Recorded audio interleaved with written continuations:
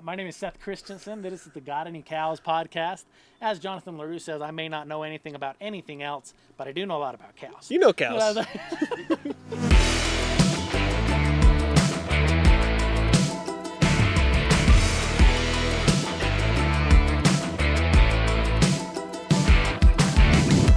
I'm here today with my dad, with Clendon Christensen, the man I ask whenever I need to know how to feed a cow. And pretty well everything that we have as far as forages and things like that, the vast majority of that I buy from my dad. So if you'll fill us in, yes, on who you are and what you do, Dad. I farm and I work for the co-op as an agronomist, and so I consult on a lot of different neighboring farms, and then also produce alfalfa hay and grass hay and triticale hay, and also provide pastures to graze. Yeah. Or cover. So. Yeah. Looking at, a lot of the people that we do business with that are buying cattle from us are going to be new to it and are putting together a new set of cows. And a lot of times they'll have a smaller acreage, maybe 50 to 200 acres would be a pretty normal window. A lot of these guys will have some kind of a background in ag. So maybe their dad or their grandpa farmed, or they've got some kind of connection to it, but have been removed from it for their professional careers. So they're engaged in something else, and are kind of looking to say, hey, we've got these cows. Number one, how do we feed them in the immediate future? But then number two, how do we make the land that we've got as productive as possible to carry these cows? And like you and I were talking about before we started recording, it's a really variable question. You know what I mean? How do you even say, like, what am I going to do here in Southeast Idaho versus what are we going to do in the Midwest? You know what I mean? Very, very different. Or in the Deep South, very different production environments. But if you're looking at somebody that's in that setting, I guess if let's just kind of start from day one, looking at it as in the cows have showed up, and maybe they've got a little bit of hay set aside or whatever else. But what do they even look for if you're looking to purchase hay? What would some different options, different kinds of hay be? And maybe what would the different fits be for, you mentioned triticale hay versus alfalfa hay versus grass hay. What's the difference if somebody just says, hey, I just need hay to feed cows? I mean, what's the difference between those crops? Well, they all will make a turd, and so but it just depends on what type of cattle you're feeding. If you're looking for growth and putting weight on, then you're going to feed differently than if you're just trying to maintain mother cows. Right. Yeah. And so triticale, and most of it comes back to how the hay is cut. At what stage it's cut? Was it cut when it's vegetative and quick and growing rapidly, or was it more mature? Sure. And so the younger you cut your hay, the more digestible it is to the animal. Yep. And the older, the less digestible, and so it depends on what type of an animal you're feeding. Yep. Young stuff, you would want to have young cut forage, right, because you're looking to put weight on and to have them grow as quickly as you could. Yep. And if you're trying to just maintain mother cows, then old, mature stuff is actually probably better, because then you don't put on extra weight, and it's cheaper as well. Right. And that's one of the things that we look at is, just like you said, plugging in different kinds of hay, because we use them all. We just use them in different settings or for different things. So alfalfa hay, I mean, one of the downsides that we've run into, if you talked about if you have mature cows, and you might be better off to feed them a lower quality feed, and the reason being bloat is a risk. If you feed, it's a risk with young cows as well. It's always a risk with it, so you have to be careful with it. Right. So and I think that's one of the important things to understand if somebody's looking at, hey, I need to go get some hay, is alfalfa is going to be generally your highest quality feed if, like you said, it's put up young and it's put up right and it's put up green. But if somebody says they've got dairy quality alfalfa hay and you dump that free choice into a feeder of cows that have never seen it, you're going to have problems with the cows. You know what I mean? You're going to tip cows over and have problems with bloat. Walk me through. So most of the feed that we run through the bulk of our cows would be alfalfa, but it'd be more of a feeder quality alfalfa in general. You know what I mean? Or more of a mid-range alfalfa. What does that even mean? If somebody says feeder quality alfalfa versus dairy quality alfalfa, what are the primary differences there? I'd have to get the scale that they have on them, because it mostly comes back to the way it tests. They'll test a forage, the digestibility of the forage. I'm trying to think of the terms here, like Oh, anyway, the more digestible the forage is, the higher the quality is, and the lower the digestibility, the lower the quality, and the more of a feeder type hay. Right. The thing of it is, though, when you mention hay, alfalfa is a Western United States type of a thing. Right. I mean, they do have it through the Midwest and everything, but all of the hay they put up there isn't dry hay. They put it up silage. Yep. And so if you're putting up silage as well, it's a great way to get it out of the field, but you have to be aware of your possibilities of the mycotoxin type stuff, because of the way, if it's not fermented correctly. Right. So. Right, for sure. So. And that, you mentioned the moisture end of it, and that's one of the things we've seen with the embryo work that we do, is that when we've fed wet feed, so like silage or like corn silage, we've tested that before. And for us, you mentioned mycotoxins, but also, aflatoxins, vomitoxins, a series of different toxins that can grow in that wet feed environment. Even though it's a great feed and the cattle did well on it, our embryo success rates were really, really poor. We had little to no luck when trying to run a lot of silage through the cows and transfer embryos. So not to say you couldn't use it, you just want to be really cautious, really cognizant of not having those toxins develop.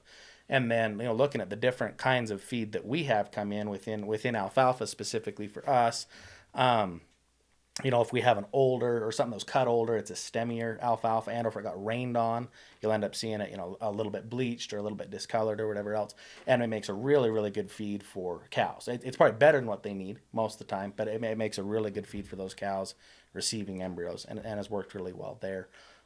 If you're looking at, different things like a grass hay versus a triticale hay or oats or things like that, what's the difference between any of those as far as what you see? There's minimal differences, really. Grass is grass is grass. Yeah. It just comes back to how young you cut it. Right. So whether it's an annual grass like a triticale or an oat, or it's a perennial grass like grass hays, they're pretty well very similar. Grasses are grasses. Yeah. And so your feed's going to be similar, but it'll mostly come back to how it's cut, how it's put up. Right. And that's kind of what we end up doing, for us. If it comes in, if it's really good feed, like really, really high end stuff, we try to run it just through young animals. If it's pretty darn good, but not the top end, we'll run it through the cows. If it's middle to lower, so like we've got triticale, which is actually really good feed that's over there at the ranch right now, and we could feed that to about anything we have, but it ends up going through the bulls just because of the available feed we have this year right now, it's the lower end of what we have available, and so it's going through the animals we're trying to maintain rather than going through the ones that we're really pushing for an aggressive growth curve or trying to get them, which would be the young calves, or trying to get the embryos to stick, like on those cows. So you mentioned annual crops like triticale or oats versus perennial like grasses. What's the difference between annual and perennial? Well, you have to seed your annuals every year. Right. That's your difference. Right. Perennials just come back from the roots. So, sorry. Yeah. So you'll manage them differently, of course, as well, because you want to have a perennial build back reserves in the roots so it can come back again. Mm-hmm. Whereas with a annual crop, it doesn't matter because you're taking it all off anyway. Right. So. Yeah. Oh, that makes sense. So if somebody says, "Okay, I've gone and I've purchased some hay of one of these different categories, things like that. They've got it brought in." Freight. I mean, what?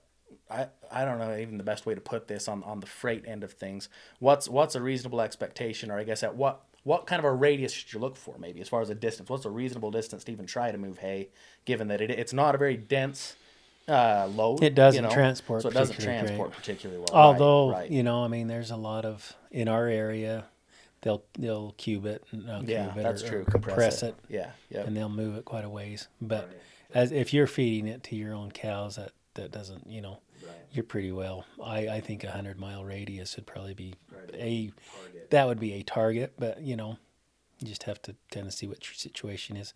Right. Ideally, you just have pastures that keep you year round, and you don't have snow that covers things up. But if you're in a situation where you have to feed, then hay's a good thing to have around. Right. But ideally, you would like to be able to just have the cows do the harvesting. Yeah. No, for sure. Anytime you can, just run it straight from the dirt to the cow rather than having to run it through multiple pieces of equipment between point A and point B. That's ideal where we can. But I always tell people too, it's important to have a stack of hay, given that It's so variable on the just on the production of any given piece. We talked Yeah. about the differences of locations, but then rainfall can be different year to year. When you turned cattle on versus when you pulled them off, or how warm it was that year, or whatever else. Or when your last frost was for us, things like that can all, or your first frost. All of those things can change what the annual production is. So if somebody's trying to start establishing more of their own forage or more of their own production or produce more of their own feed, where would you even start? If you say like, okay, I've got the dirt, got the cows, and we're starting to feed some hay or whatever, but we're looking at trying to produce more of our own feed. What would be some approaches that somebody could take to making some of that dirt produce? So you just have to address each one where you're at. If you're able to count on rainfall to bring it, then you're going to have a different approach than if you're in the arid west where we're at, where you have to have irrigation in order to. Well, I shouldn't say you don't have to have irrigation, but if you want late season growth and want to be able to count on it, you need the irrigation. Right. Because you could have, it'll typically rain here in April, May, and June, but then often through the summer it'll shut off for a period and dry up and stuff. And so if you were out here having ground that was irrigated, had water rights associated with it, and then developing those so you could maximize production would be one of your most important things. But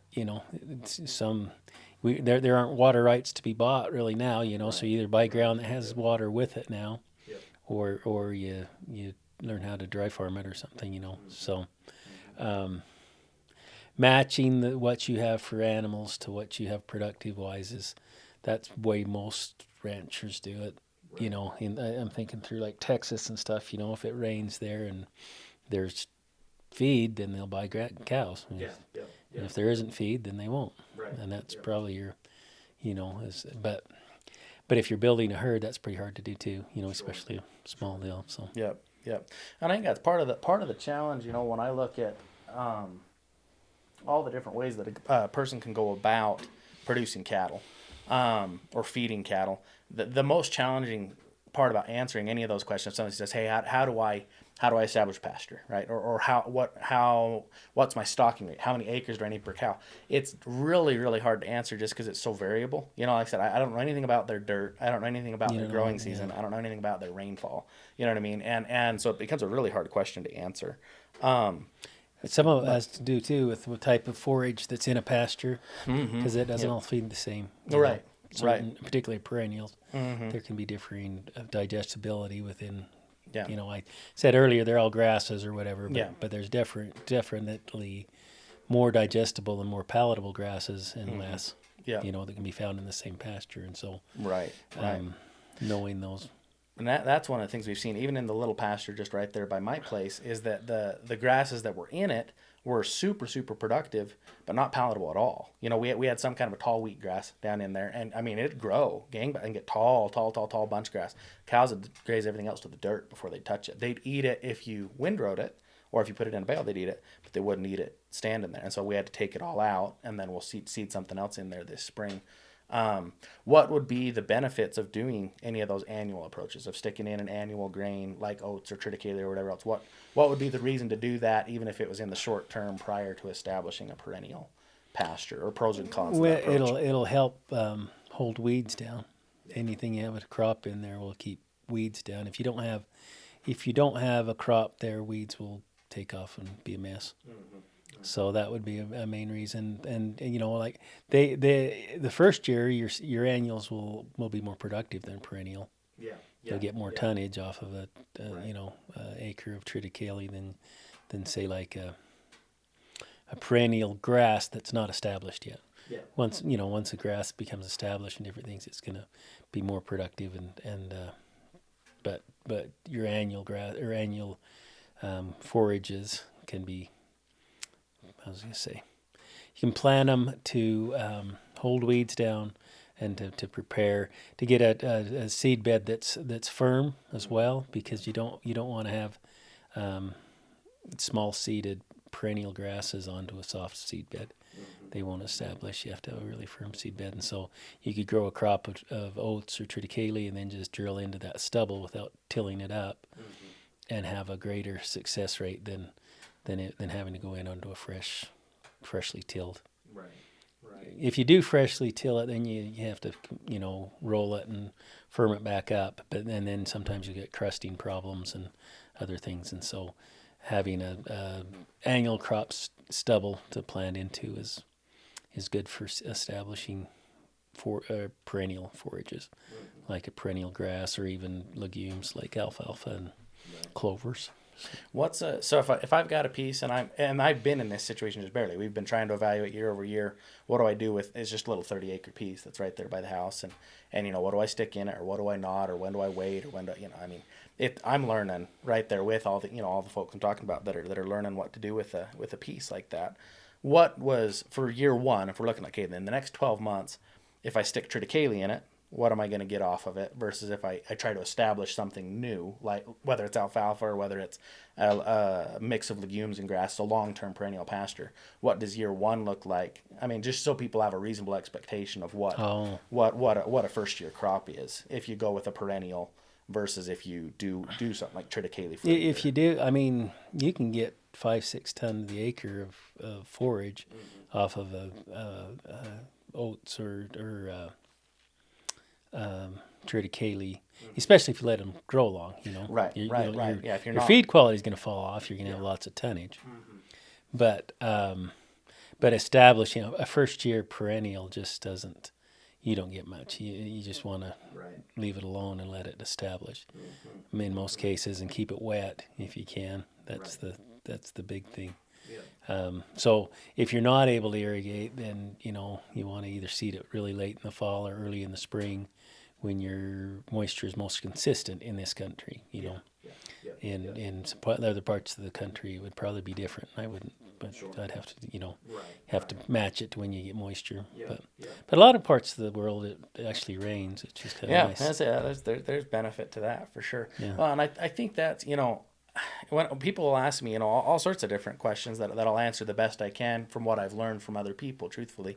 And I think, the important thing in this kind of a setting would be to have somebody in your corner that knows that country, just like here. I mean, you understand the valley, the surrounding area, as well as anybody, as far as what the crop situation is going to be. Right. And so I think it's important that somebody find somebody that's done it for a long time and understands what your part of the world is like, production-wise. And hopefully, in an ideal scenario, it'd be somebody you could source some feed from, just like what you and I do. That I buy feed from you, and then I can ask you, okay, how do I go about here in our little valley? How do I go about getting stuff to grow out of this acreage? I think that's an important thing. Where would somebody even begin to look? If you're trying to find a local source of feed or a local source of information as to what to seed and when to seed and all of that. How probably would you go about your that? first spot to start would be with your county agent. Yeah. Each county extension agent would be probably most well versed in right there. Obviously there's going to be other people that are going to be good, but you don't know where they're at. But you can find a county agent. What a good county agent will, can steer you in the right direction or can refer you to other, people, other resources as well. And if you were trying to find hay producers, he would probably know who they were, and that type of deal. If you were trying to source some hay or whatever, that type of thing. And and I'm just thinking as you're talking here, and even just finding, so Livestock Market is like a publication that's done by Auction Time, or it's done by the same guys that own Tractor House. It's like Sandhills Global owns all of those, and Livestock Market has a whole chunk of listings that are like hay and straw listings. So if you found anything that says it's close to you, at a minimum, that'd be an option. Say, hey, I can start calling on here's some feed close to me.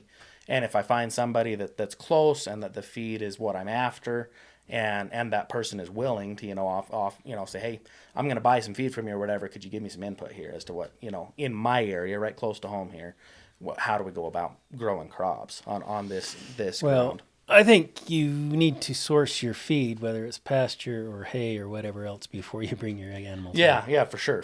Yeah, I was going to say, having the feed, having done it both ways myself, being long feed is way more fun than being long animals and short feed. You're a lot better off to have a stack of feed, have an established relationship, with a source of feed or a place to get feed, and I guess understanding too, like, because I've seen it in multiple instances where people have a chunk of dirt and they've heard kind of an arbitrary or generic stocking rate, like it's going to take X number of acres per cow, and then they just assume I have this dirt, as long as I don't buy more than this many cows, they're just going to eat what the dirt magically produce, and it just doesn't work that way at all.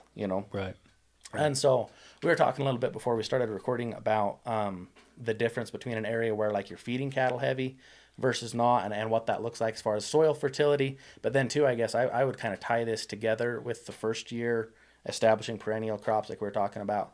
I'm just thinking through the scenario. If somebody says, hey, I've got the dirt, I'm going to seed all these perennial crops, I'm going to expect a huge crop off it, which they're not going to get, and then I'm going to winter all my cows right on it, and it's going to trample out the new stand. I mean, I guess what should somebody expect as far as how much time do you need to keep cattle off of a new stand or things like that, and how much time do you need to give it before it does start being somewhat productive if you go with the perennial approach, establishing a new long-term pasture? I think you'd want to count on a year in most here.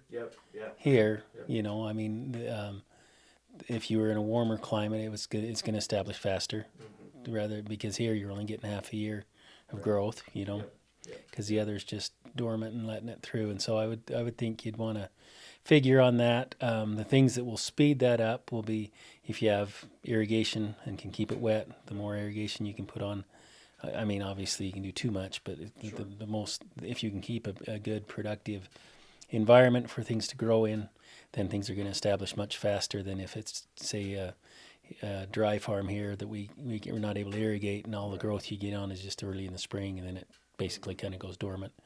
A year, at least a year, the more you can leave it alone. And then once it is established, you want to not graze it down to where it doesn't have anything to put reserves back into the soil, back into the roots to be able to come back again. And if you're not, if you're buying hay and bring it in, that can be almost that is a source of fertility for your pasture. And so rather than just feeding in the same spot all the time, spreading that over the field. I've seen guys that will basically feed, and it almost looks like they're spreading fertilizer, because they cover all of the pasture. It doesn't all get bunched up. And all of it gets some, you get what the cows eat. What makes it past will break down and give you fertility for the establishment of the pasture. If you weren't to do that, there are commercial forms of nitrogen, phosphate, different nutrients that will work well, and they work well in conjunction actually. So for fertilizing 2 or 3 times a year can bring a real benefit and increase stocking rates on a piece. If you've got if it's raining, and you can bring in some added nitrogen, you'll put on more feed. Hey guys, this is Seth Christensen with the Got Any Cows podcast. I wanted to give you guys a personal invitation to check out our website. That's gotanycows.com. Gotanycows.com is going to take you to the Christensen Genetics website. On that website, we've got a couple of different things that I would like you to take advantage of. One of the first tabs that you'll see there across the top on the Christensen Genetics website is the podcast tab. You can find any and all of the episodes that have been released there, along with full video. The next tab over would be the Learn tab. The point of everything on this tab would be to help educate somebody that maybe doesn't have cattle yet, help you prepare to be ready to own your own cows. We help people on a regular basis establish new herds, build a quality set of cattle. The Learn tab is all about being ready for cattle ownership. The next tab that you'll see on the top of the website there is the Build Your Herd tab. This is going to have our current sale inventory on it. It'll have everything from semen and embryos to females, bulls, all of the above. It's all there. There's going to be pictures there. There's going to be registration links there. There's going to be pricing there. All of the live animals on christensengenetics.com come with free delivery anywhere in the continental United States included. So if you decide to purchase any of these animals, all you have to do is click the Click to Buy button that is included on each of those listings. That'll send an email to us. We'll send an invoice to you. Once you pay that invoice, we'll go ahead and schedule a brand inspection, a health inspection, and shipment to your ranch. And then after that, the next tab is the Run Your Ranch tab. So this would be where you can find information on what to do when you receive those animals, vaccination protocols, nutrition recommendations, calving recommendations, shipping, marketing, anything that you might need to do once you own the cattle. So the whole point of this website at large of gotanycows.com is meant to help you prepare to own cows, purchase the best cows you can possibly get, and then know what to do with them. So I'd invite you guys to take advantage of that resource. We built it for you. It's there to use. Please go ahead and visit gotanycows.com. Be sure to subscribe at the bottom of the page, and you'll receive updates as things are added to the site. Again, that's gotanycows.com, and we'll see you there.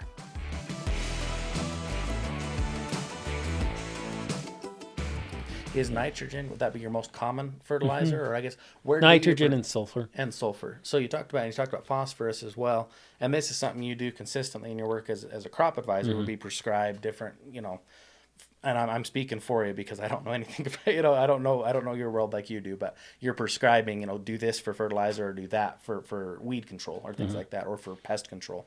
What are the applications for those different kinds of fertilizer? What do they do?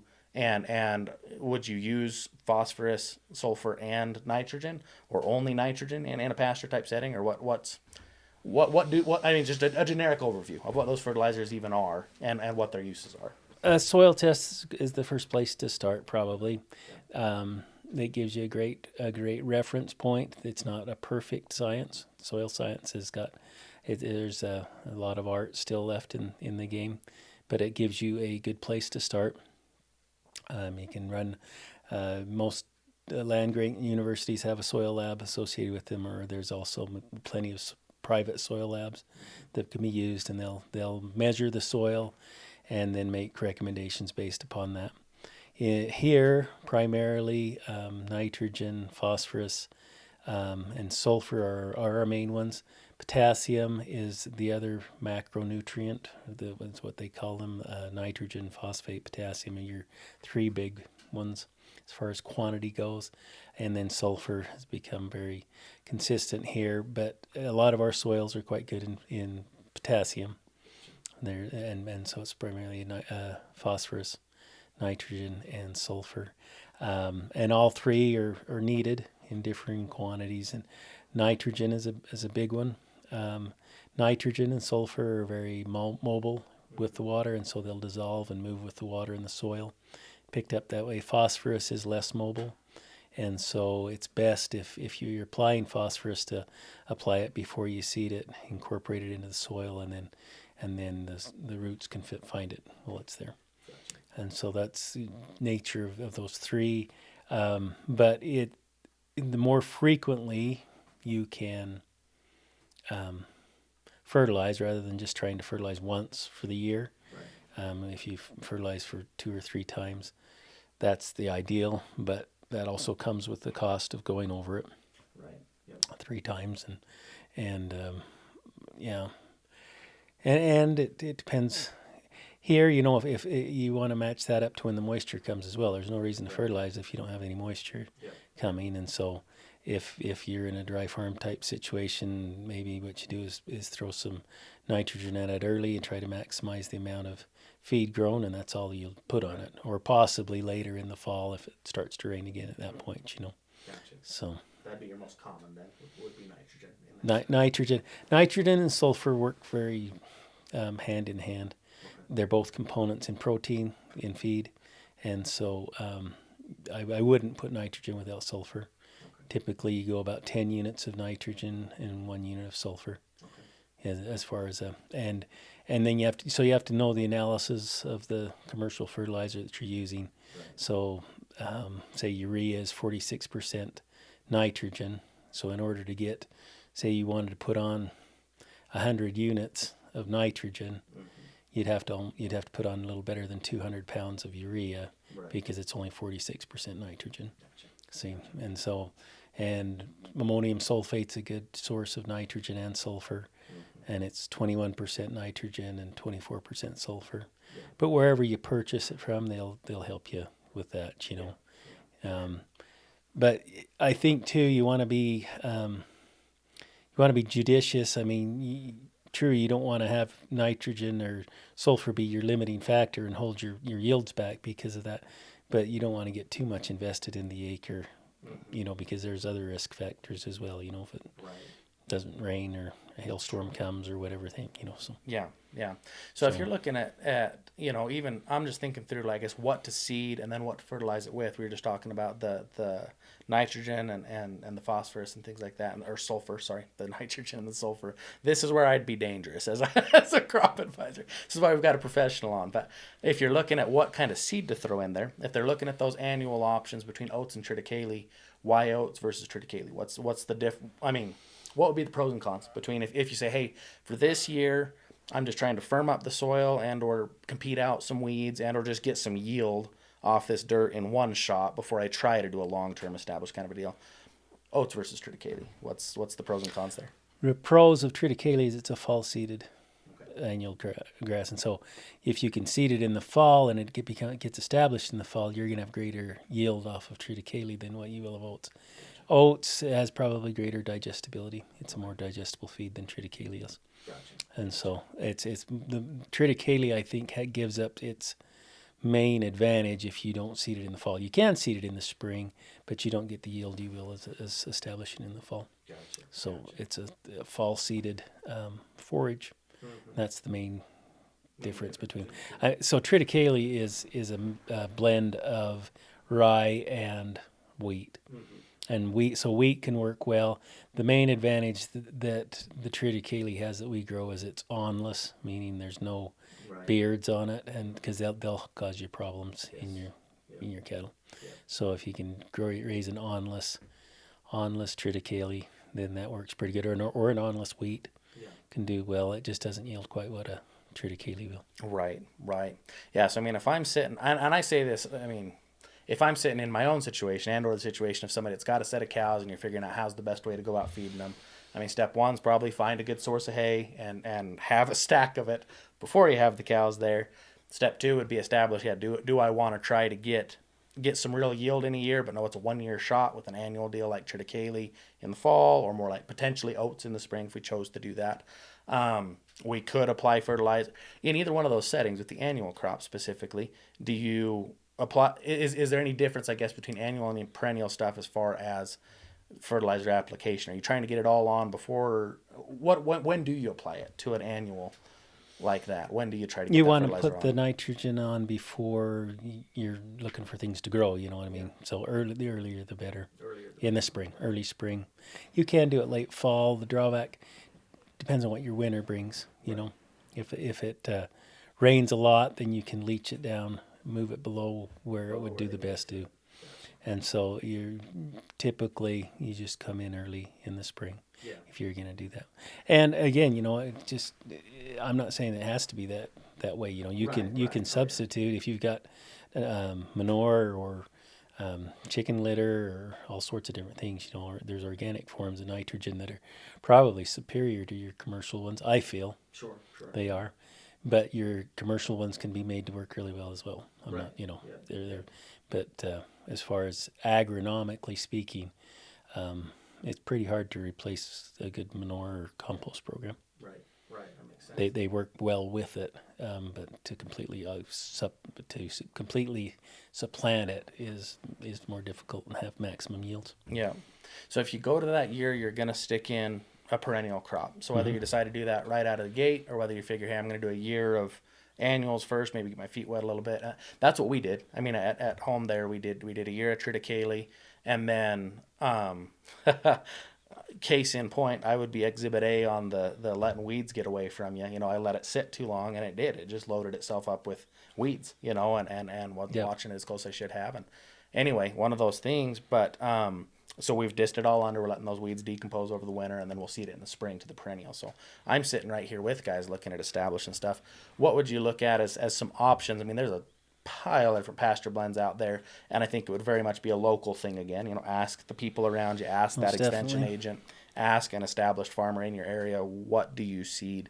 And I think as much as anything, not only will they give you a locally adapted answer, but also I think it's a respect thing to not come in and try to tell somebody that's been there forever and knows what they're doing and knows how to do it. Well, I need a blend, like this, and this, because so and so said so. Like come in And and sometimes defer to you them a little will bit you'll there, read and there's a lot of different articles about the productivity and the palatability of different grasses, and it's all true, but there's always a trade-off. There's never just a perfect situation, If you're going to give up some you'll give up some productivity to have the most palatable grass, and so you have to make those decisions as to what's going on. Or sometimes even just having one, this grass may be super palatable, but it may not be aggressive agronomically speaking, and so it may be slow to establish, and it may not be as well suited.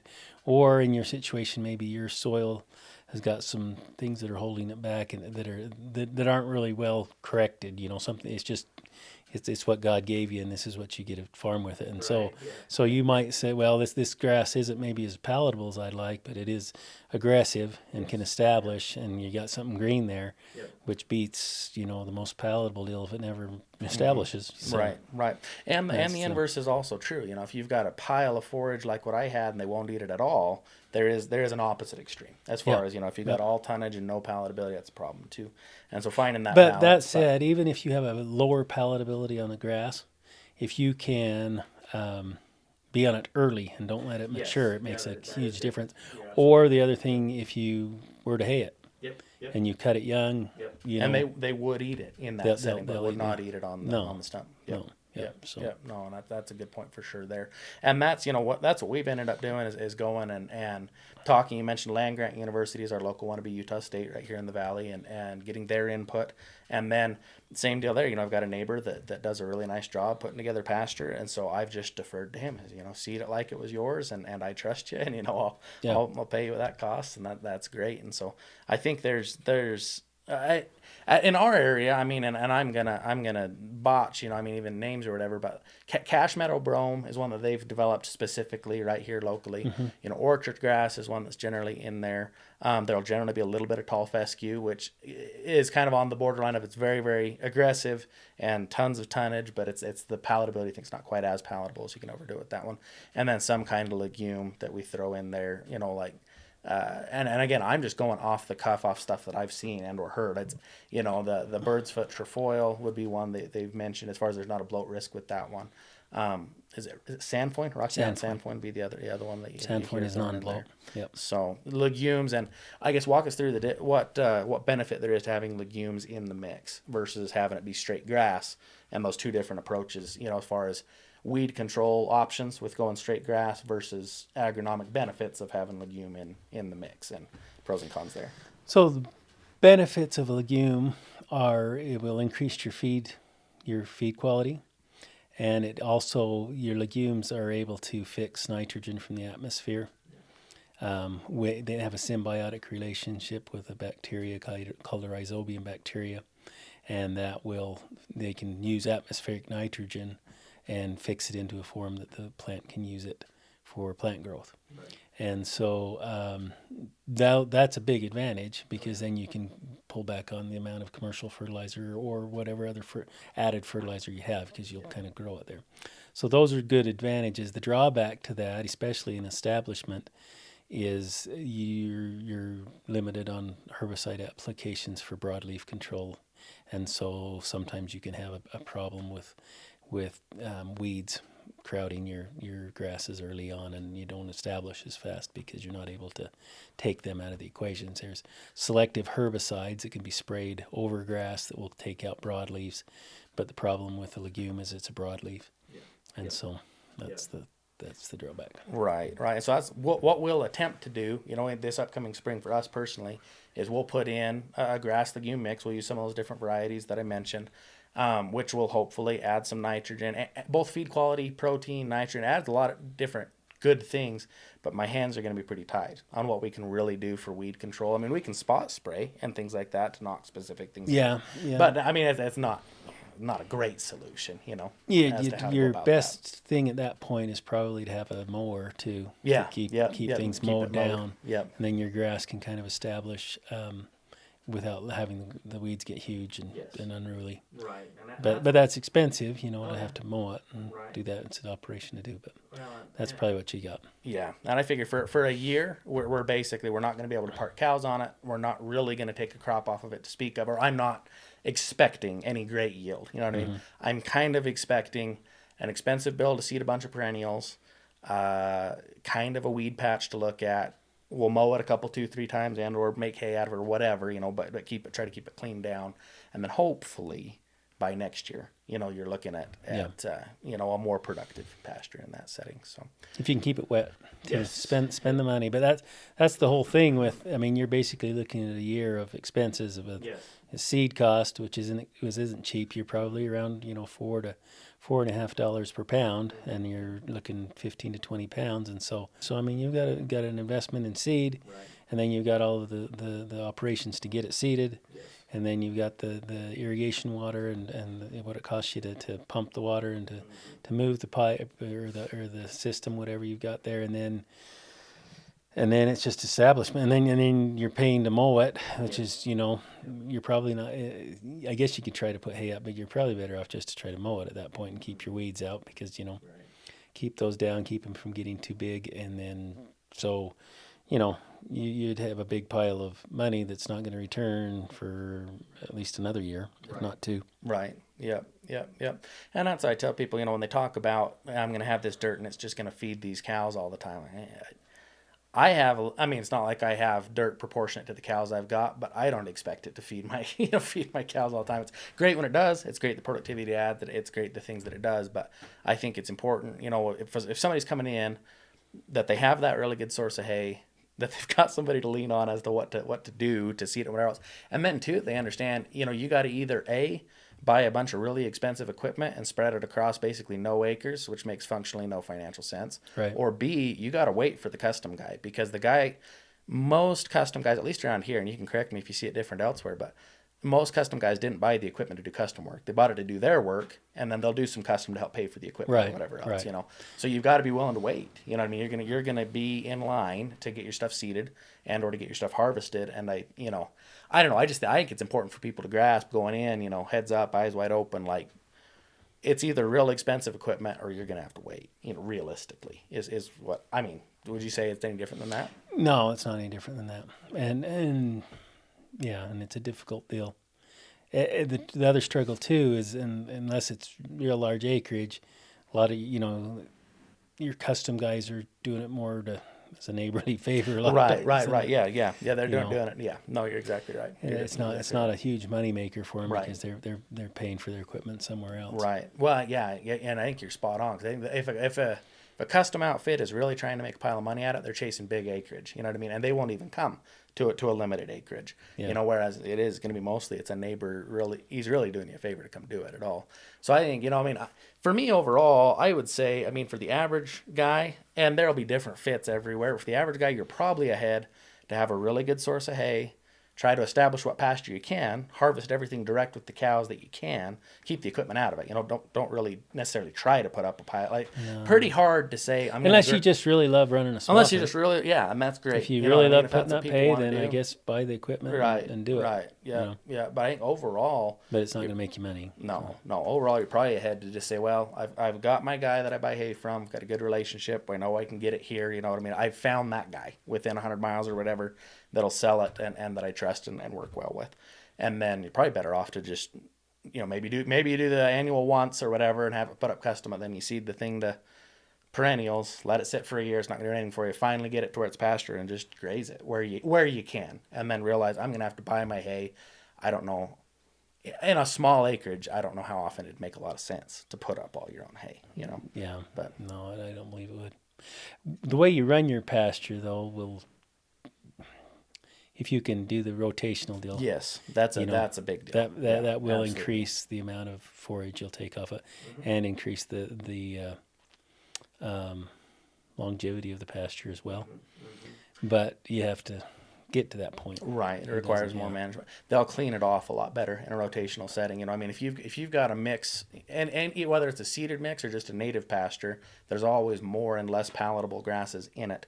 And if they're allowed access to the whole thing the whole time, there will always be bunches of stuff they don't like as much, and down to the dirt. All the stuff you want more of, they've taken it way too low, and all the stuff you don't want more of is left big old bunches. And I think that's one of the benefits if someone does true management intensive grazing, which is management intensive, you know, but if they can do a strip at a time and only allow access to a certain amount of acreage, the cattle will eat it a lot.